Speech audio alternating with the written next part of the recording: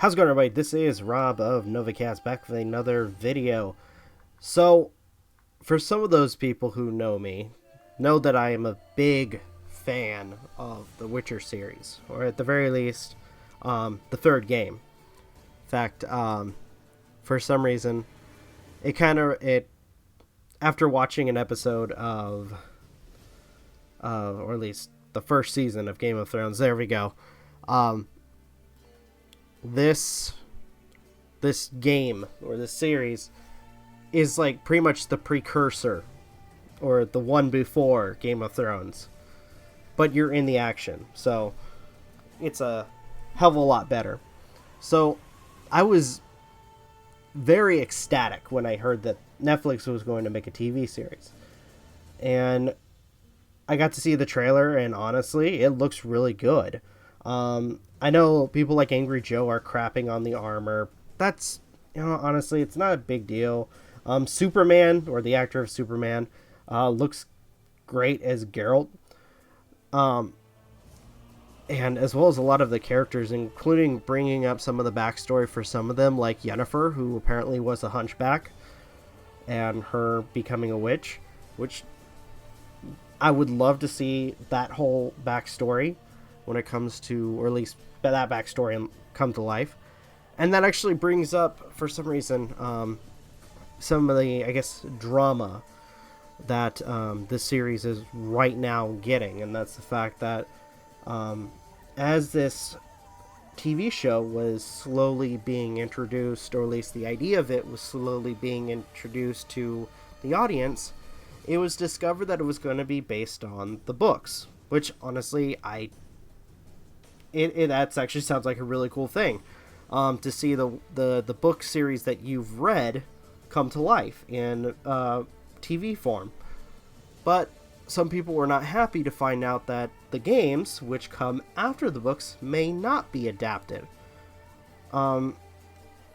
which would be interesting, and I can see why people are mad too. Don't get me wrong, I can see why people would be mad. But at this point, I have to play devil's advocate. I feel that whatever happens with the show, I mean, who knows? Maybe down the road they end up, because the individual who is creating the show pretty much said that they want to focus on one season at a time. Understandable. And I would love to see the TV series move from, let's say, the books, and then going on to the games. So, as far as I can see, I guess the creators of the show are open to do whatever they want to do. Now, apparently there was an issue where one of the creators of the show was getting at it with fans about the direction when it comes to, like, how or what will happen in the show. And I guess as well, the showrunner wanting to incorporate real life in a fictional setting, that being including feminist aspects into the show. Which I have to point out again that whatever they do with the show, especially when it comes to, I'm going to say this, with the whole politics thing, okay? If they're going to add some form of politics, okay. Just as long as, one, they don't try to shove it down our throats, and two, if it is in correlation with the original story. Because if you go against the original story, you're going to piss a lot of people off. A lot of fans off. If you do something that's going to ruin the characters, ruin the story, as well as ruin the setting, then nobody, more likely nobody, who, especially the fan base who enjoys both the books and the games, are not going to watch it. More likely you're creating the show because you want to impress the fans, correct? At the very least, if you're going to add those aspects, then still appeal to those fans. Like, I want to point out that with a few of the characters that we have in the show, we have a lot of strong female characters, okay? When it comes to the Witcher series. Sure, some of them end up getting with freaking Geralt on occasion, but they are strong characters.